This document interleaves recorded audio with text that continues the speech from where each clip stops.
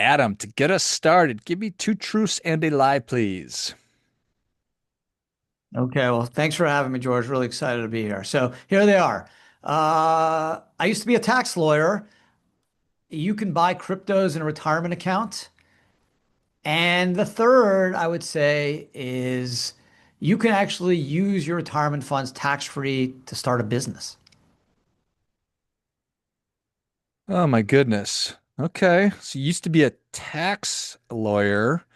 You can buy crypto in an IRA account and you can use IRA funds to start a business. Oh my goodness.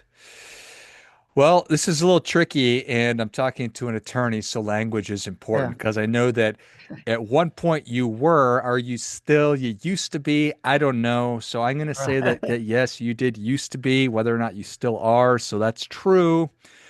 Can you buy crypto inside of a retirement account and can you use IRA funds to start a business? Oh my goodness. I should know the answer to that, but I don't necessarily. So I'm going to say the lie is that you can use IRA funds to start a business. So you're partly right. So technically, you cannot start, and I'll give you, and that's why I was a lawyer, right? Because there's always like the gray area. So technically, if you own more than 50% of the business, you can't use your IRA to start a business, but there's actually a workaround where you can use a 401k to start a business, even though you own more than 50%. So I had to do the lawyer thing here, you know. I totally get it. I totally get it.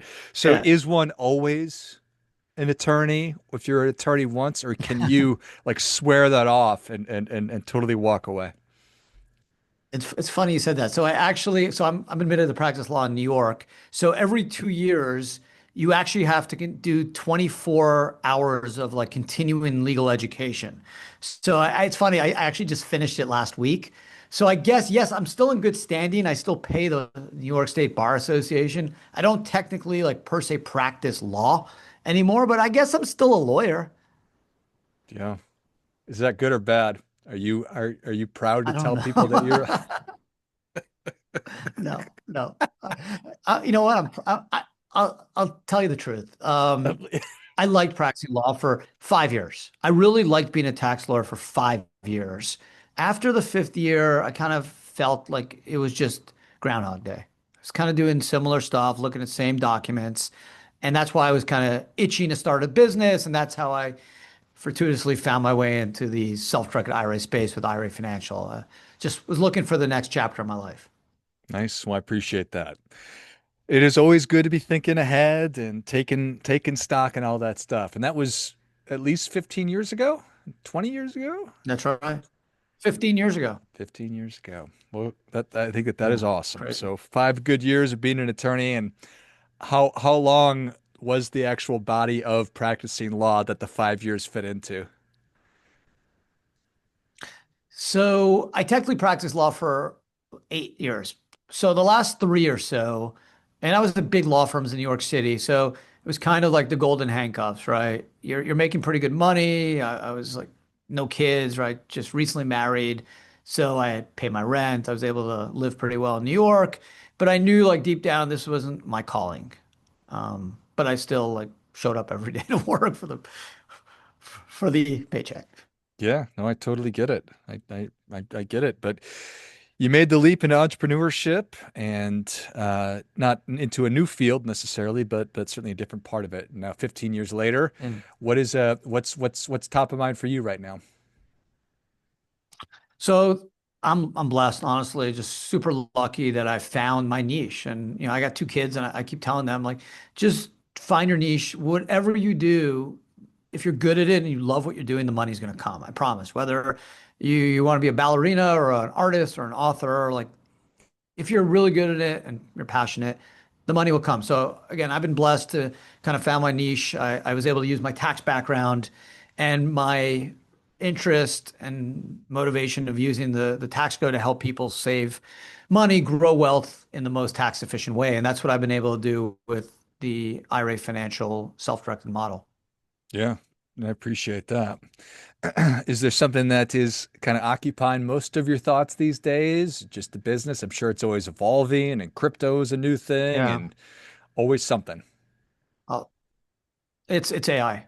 Honestly, it's AI. I think every business owner is focused on it. This is game changing. It's probably the greatest technology. Well, I say greatest, I think the biggest game changing technology. Whether you think it's great or not, we'll see. But every business needs to be focused on it, whether it's for just data collection or how your employees work or how you're going to use it to grow revenues or co costs. It's vital. So that's where most of my time is. And my team, the executive team, is focused on how we're going to use AI to help our clients. And I'm of the mind that as technology advances, as long as we're making good decisions about it from a personal financial standpoint, that it's just going to give us more opportunities to help people to get better. I don't Agreed. necessarily see it as hurting your line of work, as long as you're smart about it. But well, what do you think about what I just said? Totally stupid, I somewhere. 100% agree with you. No, no, no. It's right. Listen, will jobs change? Yeah. I mean, some j jobs will go away, but new ones will be created. But from a business standpoint, it's going to let entrepreneurs start businesses much quicker and cheaper. When I started this business, we built our app. It took a year and million plus dollars. You can probably do it now in 30 minutes with basically an AI agent and like one consultant tech person. Like you can start and bring ideas to market super quick. You can run multiple million-dollar businesses with probably half the amount of people, if not more than you would need. So it's really exciting. And for businesses that are existing, it's okay, how are we going to use it to boost efficiency, help our clients generate more revenue, and make our business more efficient? And how do you see that? So give us, if you don't mind, give me a quick overview of IRA Financial, what the whole purpose of it Yeah. is, and then how you see AI helping consumers to Mhm. however you see it directly impacting people when they're interfacing with your company. Okay, so I'll just double click on that, just kind of step backwards and just when I started IRA Financial, why I started it was again, I was a lawyer. I had no idea. I had a hedge fund client fortuitously that wanted to use his hedge fund, his IRA to invest in a hedge fund. I was asked to do the research. I had no idea you can do this. Took me 5 minutes to do some quick research, and I was blown away to find out that yes, you can do alternative assets like real estate or hedge fund investments in an IRA. And I kept thinking to myself, well, if I don't know about this, and I'm, a lawyer, a tax lawyer, pretty sophisticated guy, it's got to be millions and millions of people out there that don't. So, um, fast forward, 8 months, 10 months, I left law, did a lot of research, took all my savings, started IRA Financial, and my goal was to help and educate people and make it as easy as possible to use your retirement money to do alts like real estate or invest in private businesses, things like that. And that's been my vision and that's been my passion ever since. So how AI can come in is in a lot of different ways. Number one is like we have tons of data, right? We have 25,000 clients, 4.5 billion in assets. There is tons of data in terms of what are people investing in, when are they doing the investments, when are they moving money, where are they moving money from? Like, how could all that help us provide better service?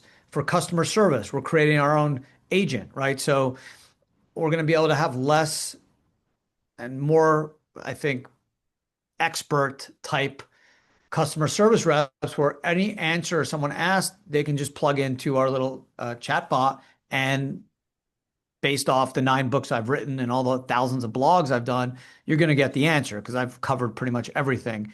Doing content much easier and quicker. Um, it's going to provide new product offerings like, hey, we may offer our clients the ability to use our little chat agent, right? If they have questions on their retirement account, investment questions, there's a potential way that they can use this chat box and we can charge for it. So, and that's just a quick overview. There's so many moving parts. This is basically like 1995 internet. Like it's just kind of starting right now. It's just ChatGPT like we had when it was just like Yahoo and Lycos and Alta Vista. Was just like very basic web pages. And that's what kind of ChatGPT is now and some other agents. But it's going to get so much more sophisticated and it's going to get there very quickly. It is, I think it's a really exciting time. So who are your users predominantly? Is it more sophisticated people? Is it just people who want the ability to invest in out of the box kinds of things, or is it kind of everybody? Yeah, it's everybody. I mean, there's 65 million IRAs out there. There's about $17 trillion in IRA money. The alt world, and when I say alternative assets, I mean all assets that are not publicly traded, right? So everything other than like stocks, mutual funds, ETFs, or bonds is considered alternative. So when I started this company 15 years ago, a lot of people thought I was crazy to think it was fair and smart to offer people to use their IRA to buy real estate or invest in private businesses. Obviously, that's changed considerably. So, right now the alternative market is probably, 7 to 10% of the overall $17 trillion market. So our clients are anyone that has a retirement account, because generally you need probably 8 to 10 grand to start, unless you're just doing some cryptos and you just want to put like $1,000 in Bitcoin. Other than that, if you want to invest in a business or do a loan to someone, you need a minimum like 8 to 10 grand. So the average client, our average client has around over $100,000, and they generally worked at a company, left the company, have a rollover, and now want to take advantage of an investment, want to take more control, diversify. They don't trust Wall Street. They don't understand why stocks go up or down, and they just want more control and freedom. Trust and control. Those are certainly important things right there. Yes, the And most. when it comes to control, and you look at a traditional IRA, I don't think that I would necessarily say that there is a lot of control in that. Certainly, it's just if you're interested in doing the things that you're interested or that you are helping people to do, you're not going to be able to do that at the Fidelities of the world, not to name names That's necessarily. right. But and how are you? Where is the line that says buyer beware versus what's our role as IRA Financial in helping people to avoid missteps and landmines? Yeah. Great question. So when IRAs were created in 1974 by RISA, Congress did not distinguish between IRAs that invested in stocks and IRAs that invested in real estate, for example. The word self-directed IRA is not found in the tax code. But if Congress didn't want us to diversify and invest in alts, they would have limited it. They would have just restricted retirement accounts to traditional investments like they do with a 529 educational plan. So Congress understands the value of diversification. So IRA Financial, we are a regulated trust company. We're not a fiduciary. We're not a financial advisor. We do not give investment advice. So we don't charge fees for selling products. We have a flat fee for custodying the alternative asset, doing the administration. And it's a flat fee whether you have 50K or 50 million, right? Because we're not giving you investment advice. As your account goes up, which we pray it does, we're your partner. We're not charging you more money based off your increase. So we want to unlock people's money. We're going to let people do anything they want so long as it's legal. Our job is not to police or be a watchdog of our clients. Our job is to make sure they're doing things that are not prohibited, and we're hopefully structuring the transaction in the most tax efficient manner possible. So I'm all about freedom. I'm more of a libertarian. We're all smart. Who am I to tell you you shouldn't buy real estate or cryptos with your IRA? In fact, if I look at my three best performing investments over my last 15 years, it's real estate, Bitcoin, and an investment in a friend's business. And all three things my financial advisor told me not to do. So you fired that loser. Just kidding. He's still my friend, actually. He's just, he was just wrong. He was, well, yeah, I certainly appreciate that. All right. So, well, that certainly does make sense. What is the future hold for you? And as you're trying to see around the corner, it sounds like you are investing in just bringing some kind of an AI agent to answer questions and make it faster. But what else are you thinking? What is the future hold for IRA Financial? Yeah, so I'm always thinking, George. So we're working on a partnership with a major brokerage firm where we'll be the first company to allow investors to invest in stocks like Google or Tesla, and also cryptos and real estate all on one platform. So we're hoping to launch that probably fall 25, and then we're also working on a guarantee type retirement annuity where this is something that may be a year or so away, where Americans are going to be able to, just like life insurance, basically say how much they want when they retire, whether it's 100 grand, 200 grand, whatever it is, a million. And then with a partnership with an insurance company, we're going to allow them to get that guarantee, make it a reality, and have a contract where they can make contributions every year over a certain amount of year to the insurance company to guarantee that amount. Well, I think that that makes a lot of sense. That's really what we want is income, Yeah. in retirement. And it's not easy to accumulate a bunch of money, and then it's quite another to figure out how to turn it into income. So the idea that you can do it in one place makes a Right. ton of sense.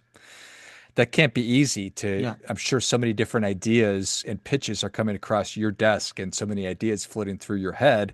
How do you make decisions on what you're going to move ahead with and what you're going to just punt on or say no to? Yeah, it's a great question.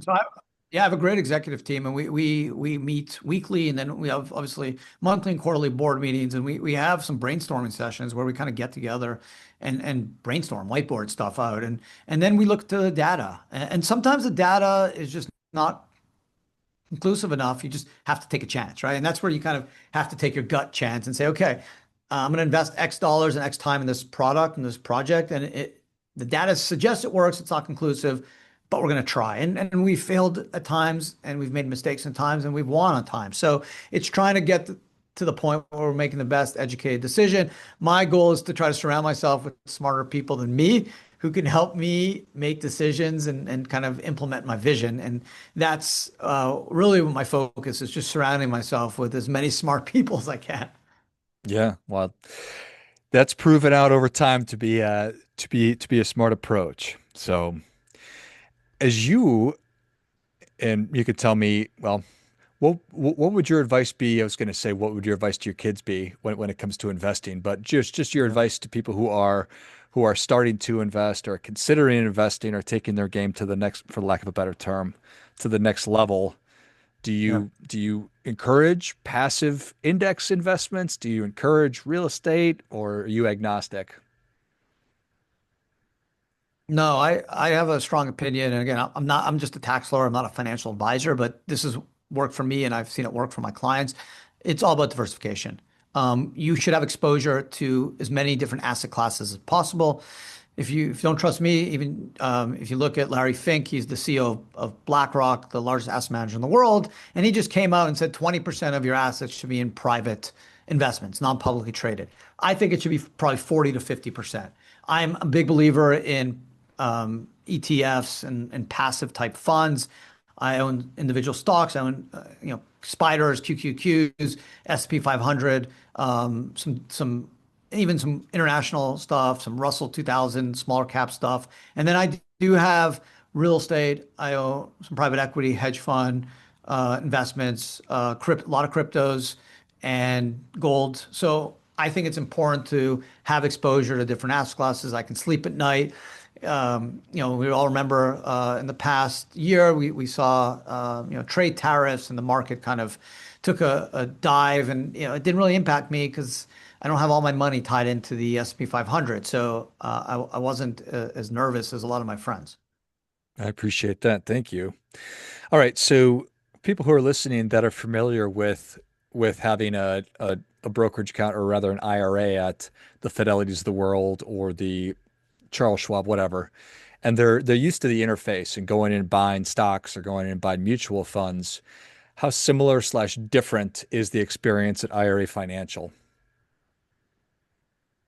Right. So if you're doing alts, let's say you're doing real estate, cryptos, it's the same. We have a partnership with Bitstamp, which was purchased by Robinhood, where on our app or website you can literally just buy Bitcoin like you would at Fidelity. But if you want to invest in a private business or a hedge fund or a real estate or buy gold, there is a bit of a different process because it's not as easy as just clicking a button. Basically, you're in charge. So the way it works, and just here's a small example. Let's say, George, you wanted to buy a piece of land, right? Next to where you live. So you would, number one, open an account at IRA Financial. Number two, you would have to transfer funds from, let's say, Fidelity or Schwab. Okay, and that would be easy. We would handle that for you. Thirdly, we would help you purchase the real estate. So you can just click like buy ETF one. You would have to provide us closing documents and we would sign them as your custodian on your behalf and then wire the money. So with alts, there is a little bit more paperwork. Thankfully, with tech, it's all DocuSign and it's super easy, but there are a few more steps. And that's why it's important to work with a custodian that can give you the right service and give you the right advice to make sure you're doing it as quick and as tax efficient as possible. Yeah, I can certainly echo that. Anybody who's ever tried to roll over just a simple IRA into a 401k or vice versa understands that it's not an easy process and that you need to make sure you're doing it correctly. And so when we're doing something new, it just takes a little bit more of a learning curve, but that's what you guys do is help people to make it happen. That's what we do. Yeah. That's right. We do about 400 million a month of rollovers and transfers. So we do it all for our clients. But it's intimidating. Those are the two big issues with the retirement system right now.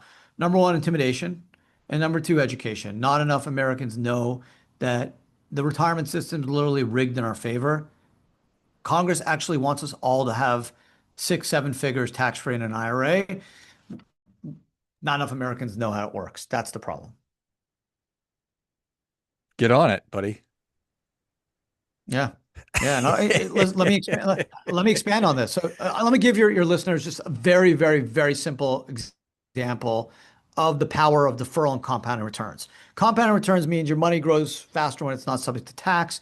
Power of 72, you assume a 9% rate of return, your money doubles every 8 years. Here's a simple example. Let's say someone's 25 years old and they want to they put away $3,000 a year, okay, from 25 to 70 years old. Let's just say that they stay consistent.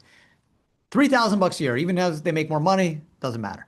And let's say they assume an 8.5% rate of return, which is pretty conservative because if you look at the S&P 500 over the last 100 years, it's averaged over 10%. So if they did that, 25 to 70, 3 grand a year, 8.5% rate of return, they would have $1.35 million at age 70, tax free. Okay. If they used a taxable account, just assuming a 25% tax rate, they'd have only 712,000. Okay. They'd lose half their money.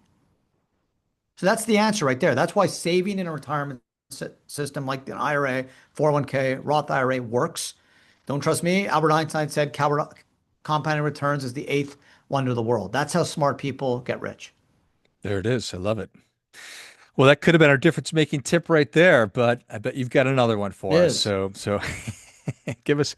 Here they are. Yeah, it expands on that, George. It's really these are the three tips. If everyone does, we all can have 6 or 7 figures tax free. Number one, start an IRA as early as possible. Okay, if you have access to a 401k at work, try to put in at least 3 to 5%, because most probably your employer is giving you a free 3% match. So if you put in 3%, they'll give you a 3% match. So open an IRA, start 401k saving as early as you can. Okay, because the longer you do it and the earlier you start, the more money you're going to have. Two, maintain good habits. Every year, even if things are tough and you can't put in 3 grand, put in $1, put in 50 bucks, 100 bucks. Keep your good habits going. And the third's the easiest. Just be patient. Trust the process. This takes time. Okay, it's like anything in life. You start a business, you're painting a masterpiece, you're writing a novel. It takes time. Okay, and the retirement system, you're not going to get rich in a day or a week or a month. It's going to take years, but it works. It's guaranteed to work. And those are the three tips. Open a retirement account as early as you can. Be consistent in your good habits of contributions, and then be patient. Well, I think that is great stuff. That definitely gets it. Come on. Yes. Get Yep. started as early as possible. Keep those good habits going. Be patient. Trust the process. Well said. Well, Adam, thank you so much for coming on. That's Where it. can people learn more about you? How can they get started with IRA Financial? Yeah, just check out our website, irafinancial.com, or you can go to our YouTube channel at IRA Financial, and there's thousands of videos, some long, some short, some about basic, retirement stuff, some on more sophisticated topics, some on investments you can do. It's a lot of really good stuff there, and you can just kind of peruse it at your leisure. Love it. Well, if you enjoyed this as much as I did, show Adam your appreciation. Share today's show with a friend who also appreciates good ideas. Go to irafinancial.com Check out all the great resources. Follow their YouTube channel as well. And Adam is the author of 9 books and countless blog posts, and obviously a bunch of YouTube videos as well. So he has the heart of an educator and the brain of an attorney. And holy cow, it's all good Oh things. man. Thanks again, Adam. Yeah. Thanks, George, for having me. Finally, friendly reminder, there's never going to be anybody more interested in your financial success than you are. So act accordingly.